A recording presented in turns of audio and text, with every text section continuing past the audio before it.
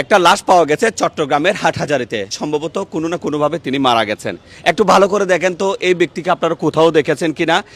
23 March দিবাগত রাতে ঠিক 1টা বা 1:30টার দিকে হাটহাজারী মডেল থানা পুলিশকে স্থানীয়রা খবর দিলে থানার পাশে যেয়ে এই ব্যক্তিকে থানা পুলিশের সাব ইন্সপেক্টর জমির ভাই উদ্ধার করেন। আমরা এই ব্যক্তির পরিচয় জানতে চাই, কারণ এই ব্যক্তির লাশ উদ্ধার করে 24শে মার্চ চট্টগ্রাম মেডিকেল কলেজ হাসপাতালে মর্গে প্রেরণ করা হয়েছে মৃত্যুর কারণ নির্ণয়ের জন্য। হয়তো মৃত্যুর কারণ নির্ণয় করা হবে, কিন্তু এই ব্যক্তির পরিচয় যদি পাওয়া না যায় তাহলে হয়তো পুলিশকে অনেক ব্যাক পেতে হবে এবং তার পরিবারও জানবে না যে এই ব্যক্তির সর্বশেষ অবস্থান কোথায় ছিল, বেঁচে আছে নাকি বেঁচে নেই।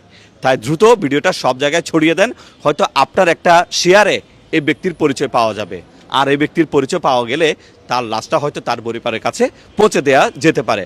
তাই মানবিক দৃষ্টিকোণ থেকে ভিডিওটা সর্বত্র ছড়িয়ে দেবেন এমনটা প্রত্যাশা। জমির ভাই, কীভাবে পেয়েছেন একটু যদি আমাদেরকে বলতেন। রাত্র অনুমান 1:30 ঘটিকার সময় নাইট ডিউটি যে নাইট গার্ড আছে বাজারের কাঁচা বাজারের নাইট গার্ড আমাদের থানায় সংবাদ দেয়।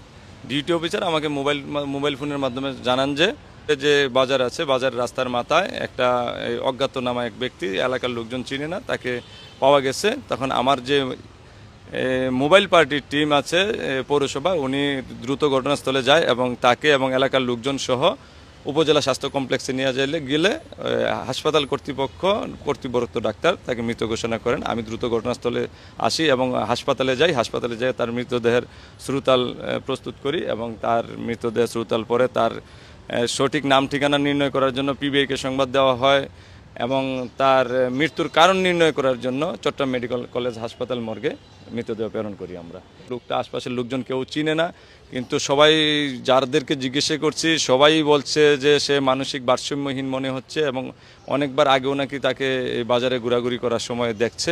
তবে অনুরোধ রইল যে সে যাতে তার পরিবার যাতে মৃতদেহটি পায় সেই ব্যবস্থা করার জন্য আশপাশে বা যারা চিনেন তাকে খোঁজ করে থানাকে অবগত করার জন্য বিশেষভাবে অনুরোধ করা হইল। তো যে বা যারা ভিডিওটা দেখছেন এখনই সব জায়গায় ছড়িয়ে দেবেন। আপনার একটা শেয়ারে হয়তো এই ব্যক্তির পরিচয় পাওয়া যেতে পারে, আর এই ব্যক্তির পরিচয় পাওয়া গেলে অন্তত তার লাশটা যেন তার পরিবারের কাছে পুলিশ পৌঁছে দিতে পারে, এইটুকুই আমাদের প্রচেষ্টা। সবাইকে ধন্যবাদ। আসসালামু আলাইকুম।